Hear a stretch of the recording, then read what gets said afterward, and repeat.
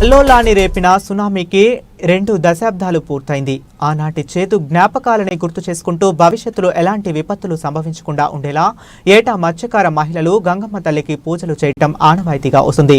మత్స్య సంపదపై ఆధారపడి జీవించే మత్స్యకారులకు ఎలాంటి ముప్పు వాటిల్లకుండా ఉండాలని కోరుతూ విశాఖ పెద్ద జాలారిపేట సముద్ర తీరంలో మత్స్యకార మహిళలు ప్రత్యేక పూజలు చేశారు. సునామీ వచ్చి 20 ఏళ్లు గడిచిన సందర్భంగా మత్స్యకార కుటుంబాలు పెద్ద సంఖ్యలో కలశాలు పట్టుకుని ఊరేగింపులో పాల్గొన్నారు. గ్రామస్తులంతా సముద్ర తీరానికి పసుపు, కుంకుమ, పాలతో చేరుకుని గంగమ్మకు పూజలు చేసి వాటిని సమర్పించారు. అప్పట్లో వచ్చిన సునామీ ముప్పుతో మత్స్యకారుల జీవితాలు చిన్నాభిన్నమయ్యాయి. అయితే ఎక్కడా ప్రాణ నష్టం కూడా జరగలేదు. దీనికి గంగమ్మ తల్లి దీవెనలే కారణమని విశాఖపట్నం మత్స్యకారులు నమ్ముతున్నారు. అప్పటి నుండి ప్రతి సంవత్సరం డిసెంబర్ 26వ తేదీన పెద్ద జాలారిపేటలో గంగమ్మ తల్లి జాతరను అంగరంగ వైభవంగా నిర్వహిస్తున్నారు. డిసెంబర్ 26వ తేదీన పెద్ద ఎత్తున మత్స్యకారులు తీరం వద్దకు చేరుకుని పూజలు చేసి తమ కుటుంబాలకు గంగమ్మ తల్లి దీవెనలు అందించాలని కోరుతున్నారు. ఓవర్.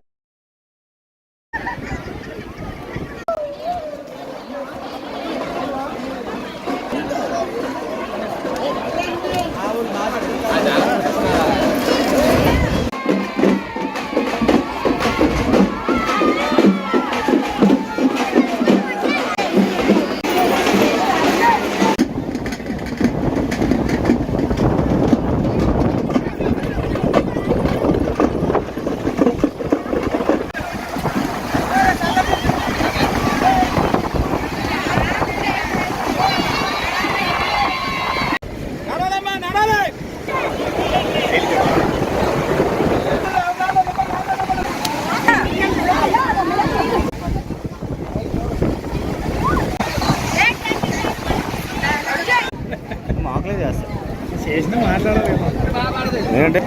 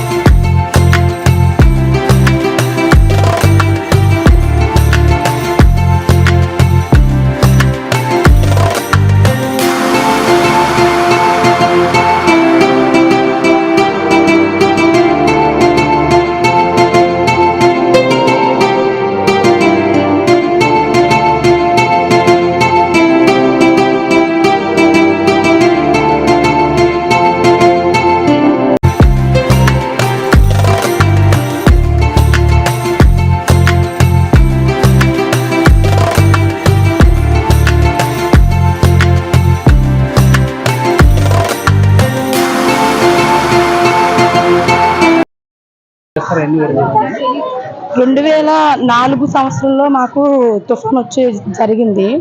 అప్పటి నుంచి ఇది సంవత్సరం ఇదే 26వ తేదీన రావడం వల్ల సంవత్సరం గంగమ్మ తల్లికి ఇలా మేము అందరం ఇంటింటికి ఒక పాలు బిందు పట్టుకెళ్ళి పాలు నీళ్ళతో కలిపి పట్టుకెళ్ళి గంగమ్మ తల్లి వేయడం వల్ల మాకు తుఫాను హెచ్చరికలు తక్కువగా అవుతాయని మేమందరమే నమ్మి ఈ సంవత్సరం పూజ చేస్తాం. ప్రతి సంవత్సరం 26వ తేదీ 12/26వ తేదీ కంపల్సరీ చేస్తాం. అందరం ప్రతి గడప నుంచి ఒక బిందుతో నీళ్ళు పట్టుకుని వెళ్ళి ప్రతి ఏటా ఇదే జరుగుతుంది. 2004 సంవత్సరం నుంచి ఇదే జరుగుతుంది. గంగమ్మ తల్లి మీద మేము అందరం గంగమ్మ మీద బతికే వాళ్ళం కాబట్టి మా నమ్మకం అది. నా పేరు పద్మ. మేము 2001 నుంచి డిసెంబర్ 26వ తారీఖున ఈ పండుగ చేసుకుంటాం, గంగాదేవి పండుగ. ఇది ఎందుకంటే అప్పట్లో పెద్దవాళ్ళు ఉండేటప్పుడు తుఫాన్ వచ్చింది. అది రాకుండా ఉండడానికి ప్రతి సంవత్సరం మా ఊరు పెద్దలు ఈ పండుగను చేస్తారు. మేమందరం ఊరు ప్రజలందరూ బాగుండాలని మా ఊరు పెద్దలు చేసుకుంటాం. పండుగ వచ్చి మాకు చాలా ఇబ్బందిగా అయిపోతే ఇప్పుడు మా అందరము బాగుండాలి అని మేము ఈ పండుగ చేసుకుంటున్నామండి. మేము ప్రపంచం అంతా బాగుండాలి, మాకు ఎప్పుడు రాకూడదు, మేము ఎప్పుడు ఇలాగే బాగుండాలి అని ఈ రోజు వెళ్ళి మేము గంగలోకి వెళ్ళి పూజ చేసుకుంటాము. పాలు వాటర్ అన్ని కలుపుతాం. తల్లి చాలా బాగా చూస్తాం. మళ్ళీ మాకు సంవత్సరం వరకు మాకు ఏమి రాకుండా చూస్తాం. నమస్తే అండి, నా పేరు గురులక్ష్మి అండి. 20 సంవత్సరాల కిందటండి సునామీ వచ్చిందండి. మా ఇళ్ళ వరకు వచ్చిందండి సునామీ.